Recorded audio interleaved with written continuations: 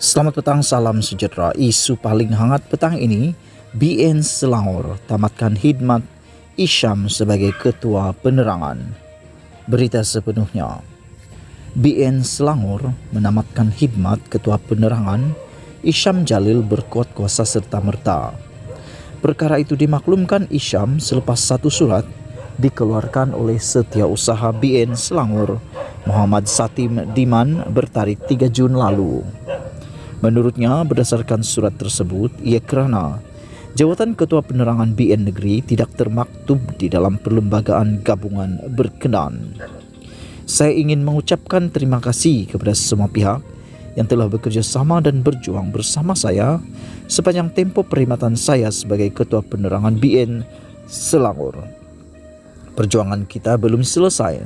Oleh itu, saya mohon agar tuan-tuan dan puan-puan meneruskan perjuangan dan usaha ini, walaupun saya tidak lagi berada di kepimpinan BN Negeri, katanya dalam hantaran di Facebook hari ini. Tambah Isyam, dia tetap akan membantu sebaik mungkin dengan apa yang termampu walaupun tanpa apa-apa jawatan dan berjuang sebagai ahli biasa seperti sebelum ini. Semoga Allah memberkati perjuangan kita. Sekiranya kita ikhlas, istiqomah dan sabar, Allah akan bantu dan berikan kita kejayaan demi masa depan negara dan anak cucu kita, insya-Allah, katanya. Tidak pasti jika penamatan perkhidmatan itu ada kaitan dengan beberapa kenyataan ulasan Isyam yang didakwa tidak sealiran dengan pemimpin atasan tertentu, terutamanya dari Selangor. Sekian isu hangat petang ini. Jangan lupa tinggalkan komen Anda. Sila tekan butang subscribe dan kita jumpa lagi. Bye-bye.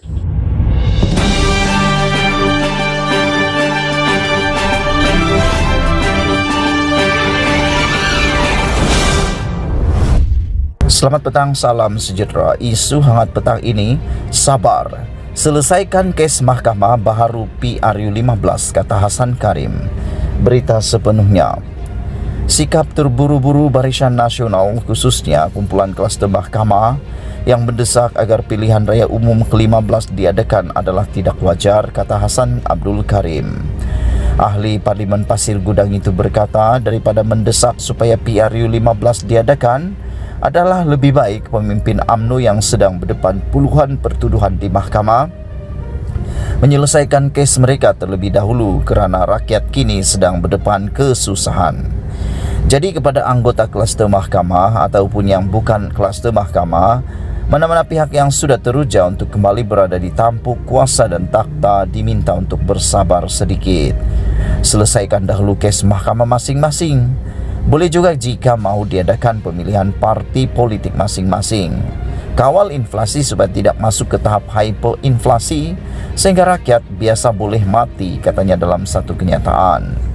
Pemimpin lama PKR itu berkata, kerajaan perlu mencari jalan menyelesaikan isu rakyat yang lebih utama seperti isu kesihatan dan inflasi daripada memikirkan mengadakan PRU15 semata-mata.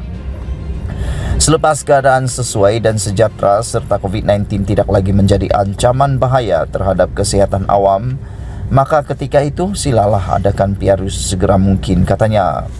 Dalam pada itu, Hasan yang juga bekas pengerusi PKR Johor berkata, pihaknya menyokong pendirian Perdana Menteri Datuk Seri Ismail Sabri Yaakob yang memberitahu beliau tidak boleh mendahului kuasa yang di-Pertuan Agong dalam soal menentukan tarikh PRU15. Jika Perdana Menteri menghadap yang di-Pertuan Agong untuk menasihati Seri Paduka bagi membubarkan Parlimen ke-14 seberapa segera dalam tahun ini kerana didesak kiri dan kanan, maka ada kemungkinan permohonan itu ditolak. Aiblah bagi seorang Perdana Menteri Seri Paduka menolak nasihatnya seperti yang pernah berlaku ke atas Perdana Menteri sebelum ini. Itu mungkin sebab mengapa Ismail Sabri perlu berhati-hati supaya pisang tidak berbuah dua kali, katanya. Jelasnya sistem negara berlandaskan raja berperlembagaan dan agung mempunyai kuasa untuk menolak nasihat Perdana Menteri untuk membubarkan parlimen. Malaysia bukan negara kuasa rakyat sepenuhnya, sebaliknya sistem raja berperlembagaan masih berfungsi. Sri Paduka boleh menolak nasihat Perdana Menteri di bawah perkara 40 dalam kurungan 2 kurungan B, iaitu menggunakan budi bicara untuk tidak memberi izin terhadap permohonan pembubaran Parlimen terlalu awal dari tarikh yang wajar dan sepatutnya jelasnya. Terdahulu semasa konvensyen Barisan Nasional BN baru-baru ini, pemimpin utama BN sekali lagi memberi isyarat secara tidak langsung yang mahu Ismail Sabri menyegerakan PRU 15. Ismail Sabri pula membalas tidak akan melambatkan PRU 15 walau sesaat apabila tiba masanya nanti. Sekian isu hangat petang ini. Jangan lupa tinggalkan komen anda, tekan butang subscribe. Bye-bye.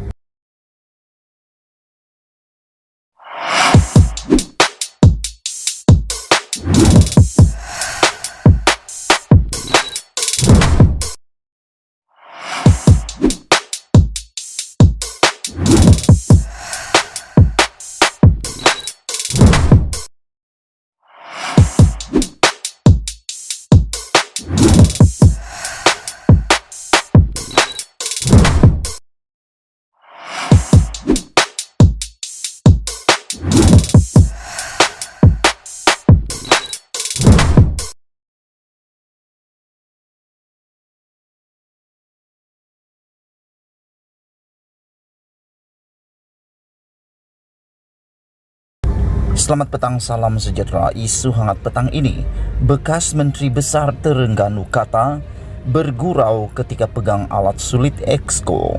Berita sepenuhnya.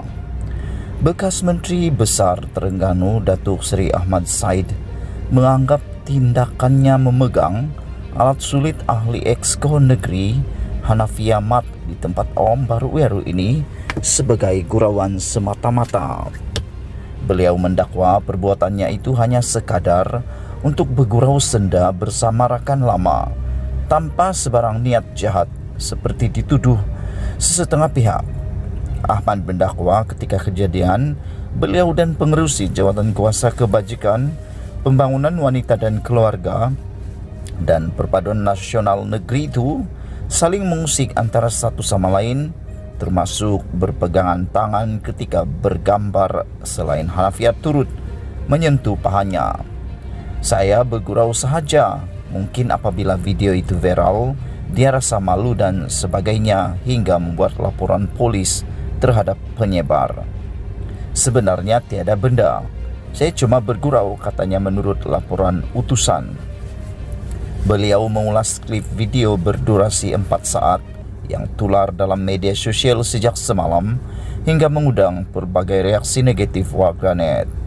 Dalam video itu, perakam turut dikesan beberapa kali menyebut cekor atau ramas sebelum Ahmad bertindak memegang kemaluan Hanafiah.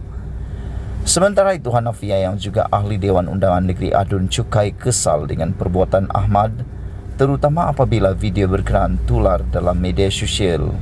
Katanya alat sulitnya dipegang pengerusi Badan Perhubungan UMNO Terengganu itu ketika mereka berdua bergambar selepas majlis perasmian program Jelajah Aspirasi Keluarga Malaysia yang disempurnakan Perdana Menteri Datuk Seri Ismail Sabri Yaakob di Kuala Nerus Sabtu lalu. Individu dipercayai pengikut Ahmad bersungguh-sungguh menyuruh kami bergambar dan saya akur. Namun dalam masa sama dia mengambil kesempatan menyentuh kemaluan saya. Saya sangat kesal dan malu dengan perbuatan terkutuk ini, terutama apabila rakaman berkenaan diviralkan tanpa pengetahuan saya, katanya yang turut membuat laporan polis terhadap penyebar video itu. Sekian isu hangat petang ini. Jangan lupa tinggalkan komen anda. Bye-bye.